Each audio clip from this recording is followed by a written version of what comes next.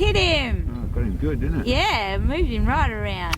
Bottom right Today corner. I've got another entry into our 22 long rifle series. So to do with the 22 long rifle PRS and our mini ELR, the sort of series that we've been doing, we've got an Aussie, which is from Lithgow Arms. It's the 22 long rifle LA101. So what is it?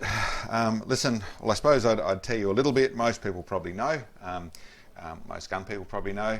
But Lithgow Arms is a company, an Australian rifle or firearm manufacturer that has been largely, for the last 40 odd years, been doing things for the military. So they've got some great military firearms, but they really haven't been involved in the civilian market at all. So they've got lots of firearm experience, they know what they're doing and that sort of stuff, very good at building things that last, and have lots of their industry set up for doing that side of things in mil spec, military specs. But they haven't done much in the civilian market at all. Well, this is their entry back into it. Now, this is of about 5 years ago when they brought this in.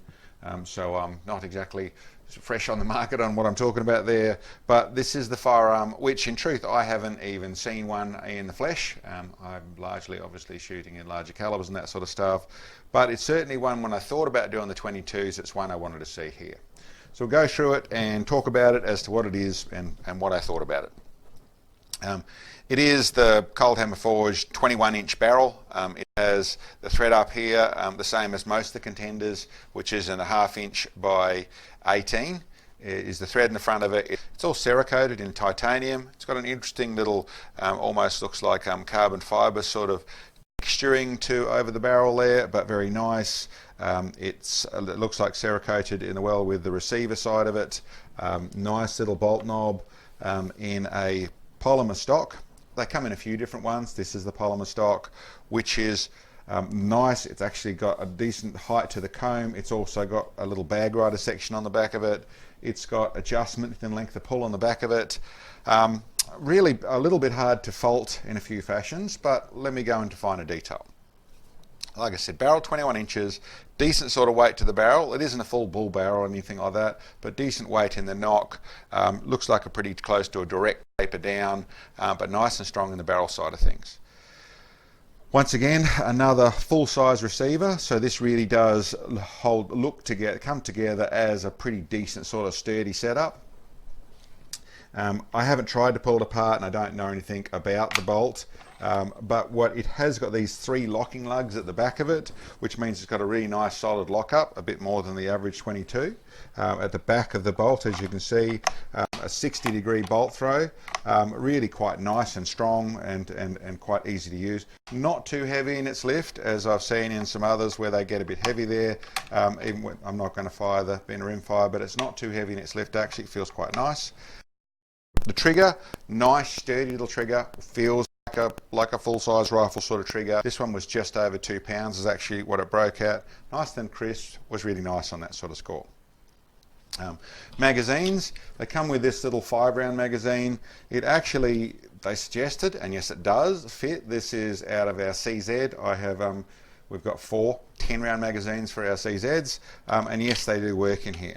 I would say maybe they need a little bit of filing. I found I had to click them up quite firmly to make them stay in there, but they did work in here. If it was just for that, probably just taking a little bit of filing on there, or maybe it's just this one, but we're a little bit firm to put in, but definitely did fit and we could run with that. And that's what we used in our shoot, using the 10-round magazines.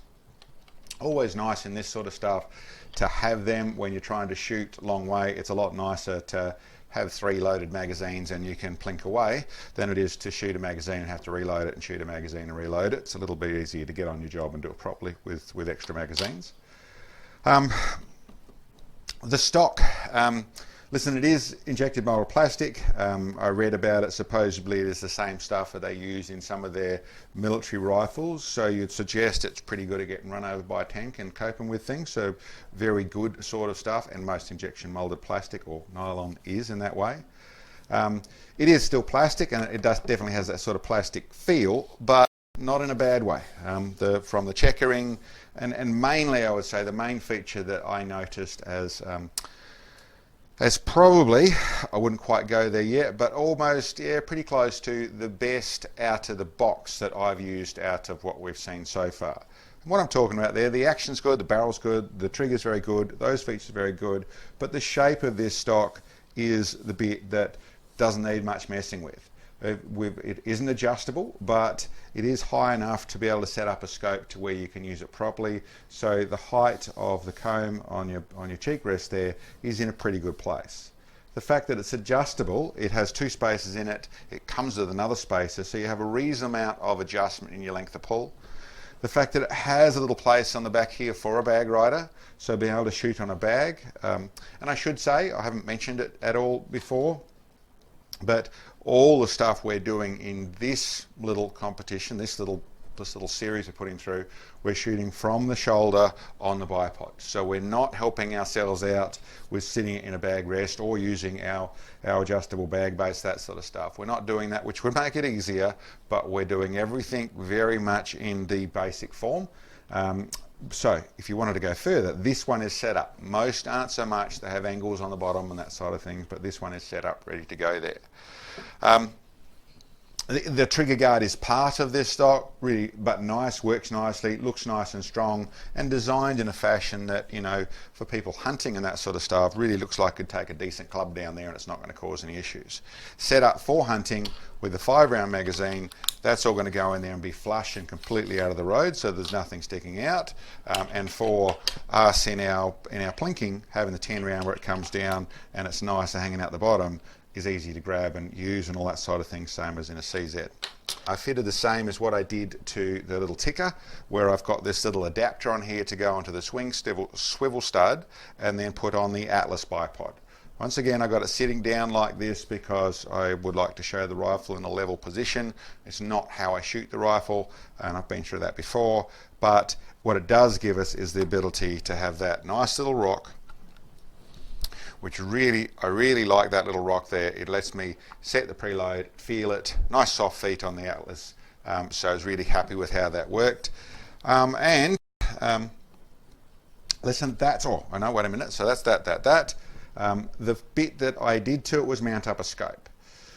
Now, being the decent little thing, wanting to make sure I'm putting in a reasonable place, I wanted a scope on here that could give me decent adjustment.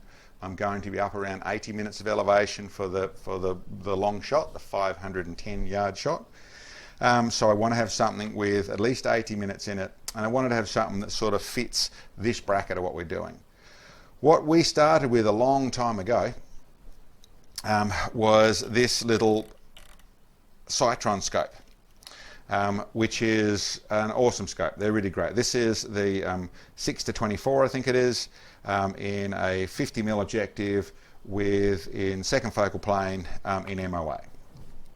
Now the Citron scopes, apart from how stiff the parallax gets on them when you don't use them, they do tighten up a little bit, it still works perfectly, but they have a very nice fine reticle, they have good quality glass. I wouldn't call it best glass, but it's very good glass, and runs with a lot bigger hitters than these things cost. So awesome scope to use in this package, and probably one of the ones that I think a lot of people would use for target ELR and for PRS, all that sort of stuff. They're going to target rimfire, I should say, and PRS and that sort of stuff. I think a great option in the way of scopes. So that's what's on there.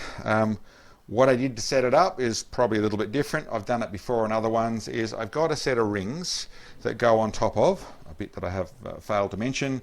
This runs a little Picatinny Weaver sort of little two-piece rail. It's not really a rail because there's just one spot there and one spot there where they bolt down onto the receiver. So it means that you have a full Picatinny clamp to go on the top of it. What I've used is this set of rings that is adjustable. You loosen off 2 bolts here and 2 bolts here, and you can set your cant on your scope. And the way I did that, it takes a little bit of fine tuning, but I set them up, so I put them in, and then I bore sighted it to get to where I was just about spot on, and then with a careful bit of messing around got to where I set this on 0 and got to where it was hitting at 50 yards by slightly fine tuning here. A little bit of holding your mouth in the right angle to get it where it nips up in exactly the right place, and sometimes you've got to then adjust your scope to suit a little bit. I managed to get it spot on, so this has a full 105 minutes of elevation. Set up on this rifle is how much that was going to be able to dial up to, and dialed in at 0 at 50 yards. Awesome setup, ready to go and really complement the rifle to what it was, all the combination. Let's see what it did. First of all, we're starting at 50 yards on our FTC target, and both of us went through it. Here's some footage showing that. With number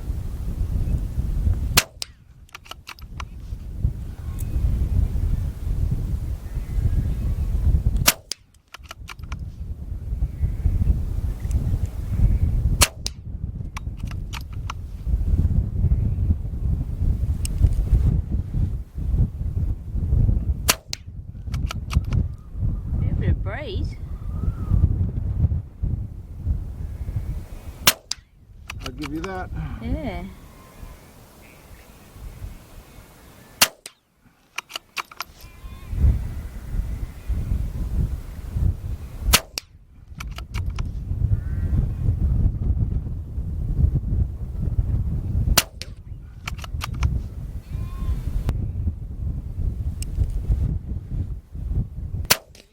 Oh, just nicked him. Got him. Good hit.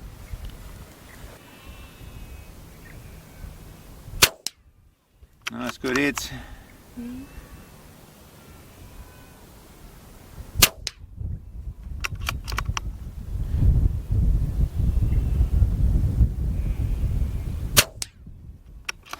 Beautiful. Oh, I just. No, it just moved.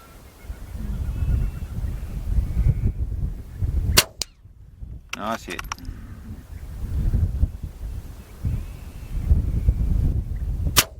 Oh, just a nick.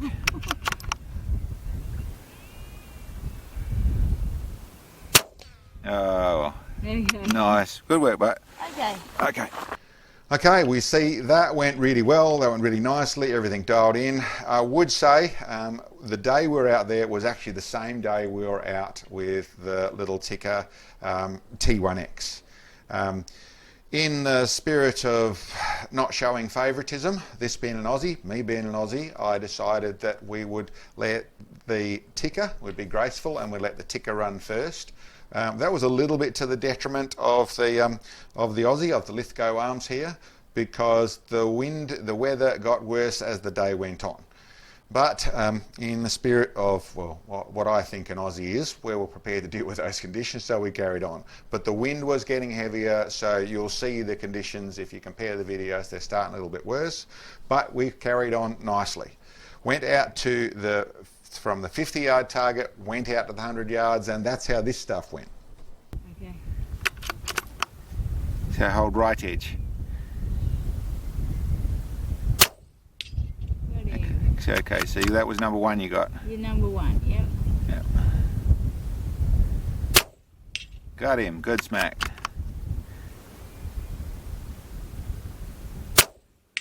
Got him, too.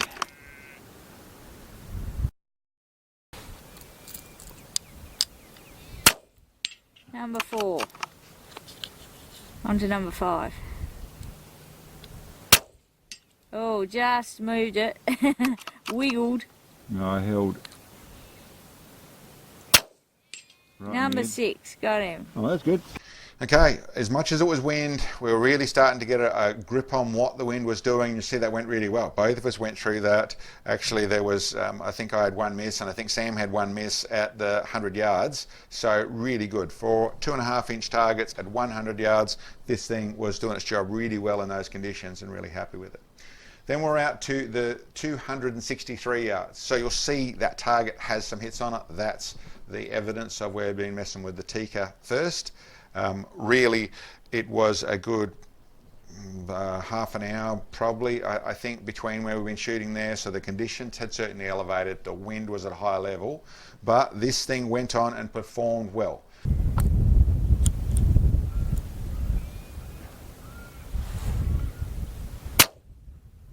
Oh, just off left edge. 8 o'clock. Hit him. Bottom right, I think. Might have been ricochet. Bit of dust as well. Oh, dust underneath. Just low, just underneath.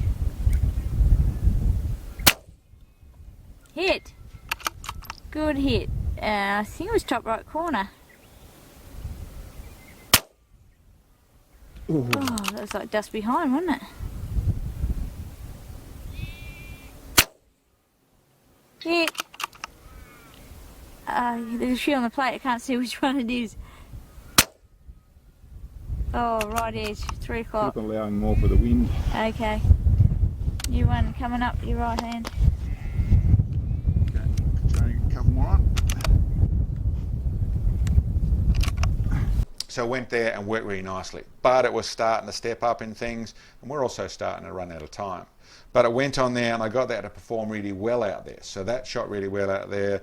And then was the big question was whether it was a waste of time, we're going to have to come back on another day, or we'd carry on and try the 510 yards, which was a big ask. We were getting a lot of wind, and I had the elevation, I had a scope to do it. The rifle was capable of doing it, but we really didn't have the day for it. But here's how that went. Yeah,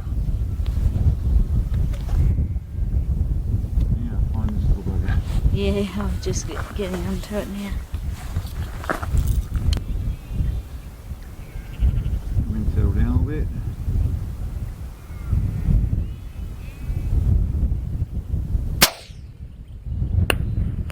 Right, 3 o'clock, 1.5 targets right.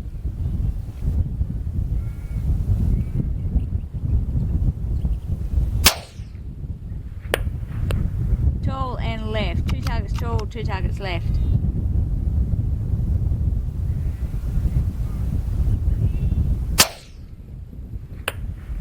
Left, level the bottom edge, 1.5 targets left.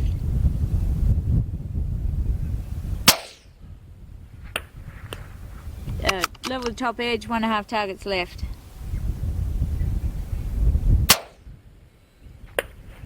Hit him! Oh, got him good, didn't it? Yeah, moved him right around. Bottom right corner.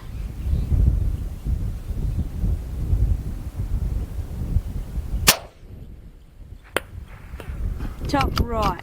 Quarter target right, level the top edge. So for those guys that aren't aware, 6-inch target is what we're talking about. That's the target we're actually hitting. So, you know, it's not as big as my hand.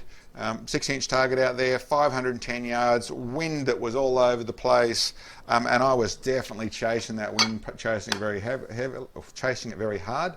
I was using Sam doing all she could to try and spot the shots, because we would get changes in the wind that would push the bullet 6 feet away from where we were going in some of the stuff. When we went through this one here, we went through 3 magazines of messing about, trying to figure it out, and that was really getting pushed around to the wind, to the level where it was a case of, listen, this isn't going to work, that wind's all over the place. Certainly the rifle had proven itself as being accurate, but the conditions weren't there. But we got a patch where the wind started to settle enough to where I was able to get a bit of rhythm on the 3rd magazine. So we thought, okay, let's turn the cameras on and see what we can do. And we then, with 1 magazine, we're on and made a hit. Which was awesome. You know, it meant this thing worked really well. The combination worked well, and I suppose the other thing I would say is because it has got a decent comb, because it is set up, it's quite ergonomic, and we had it set up properly. It was a lot more comfortable to be able to do that, which let us pull that off. But for a just over 1 MOA target with the little 22 Velociter round, which is what we're using. They run at the 1435 feet per second, which means we were using just over 80 MOA of elevation. To make that happen, yeah, listen, it was testament to how well this thing's shooting. I should say all the other stuff we're shooting, got it upside down there, we're shooting the CCI standard velocity. And another thing, I've mentioned it before, but I'll mention it again, we're using this ammo because this ammo is really quite a standard. I wouldn't say it's the best, and it's certainly not the best target ammo, but it performs very well in all the rifles we've shot. And I've no doubt you'll find another ammo that shoots better, and then there's individual rifles and there's different brands and all that sort of stuff. But I'm trying to do something that is standardized, so that's what we're using there. And then we're using the Velocita out at this 510 yards, and a lot of people will tell you that that we're coming back down through the subsonic or through the transonic zone, so we're going to get the vibrations, and it's going to lose stability and all that sort of stuff. Haven't really found that problem, and the reason we're using the Velocita is because we need something to give us less MOA. A normal shot with a standard velocity, we're going to be over 120 minutes of elevation, so we don't have it in the scope. With these, we're using just over 80 minutes or just under, depending on the rifle and the day. So it means we can do it inside a normal sort of combination, and as long as it's reasonable, with a reasonable setup, we're getting on the plate at that sort of level. But as I said, this shot really well. So my overall view on the rifle is, listen, I really like it. The thing I would probably say, there's I suppose a bit of a yin and yang, and being fully honest, as much as an Aussie, and I think it's great that they're in and building the firearms and that sort of stuff. It is very individual, which means that putting on different stocks and things are probably going to be a little bit of a challenge, and I don't really know those details. But in saying that, it's really well set up like it is. So at the moment, for off the shelf, be able to do everything right, it's probably the best contender at this second. It's probably in front. The other ones, like the CZ, probably like the Ticker, and we'll see with the other ones as we go, that are capable of taking different chassis and that side of things, then they're sort of probably going to be able to leapfrog back in front with the upgrades they can do to them. But a off-the-shelf contender for just hunting, okay, that a lot of them can do that. This is going to be able to do that well. But to be able to do this sort of stuff and the more precision work with this little stock, the way it's set up, its trigger, all that sort of stuff, it's in a really good place. So I really liked it. Yeah, let us know any thoughts you've got on the subject, and thanks for checking in on us. We'll catch you next time. Hi guys, Sam here. For folks that are interested in our products that you will have seen in our videos, these are all products that Mark has designed through our experience in ELR shooting. We manufacture them here ourselves, the likes of our adjustable bag bases, bag riders, bipod systems, muzzle brakes, shot data recording sets, and even our great fun little 22 long rifle target. These are all available in our web store, the links to which are below this video, along with our contact information. And guys, we work hard at putting these videos together, so we appreciate all the help we can get. For those of you who haven't subscribed, don't forget and hit the bell so you get notifications of when our videos come out. It would be awesome to get some financial support. So for those of you who can, you can purchase support bits on our web store, which help us bring these videos to you. Thanks for watching. See you next time.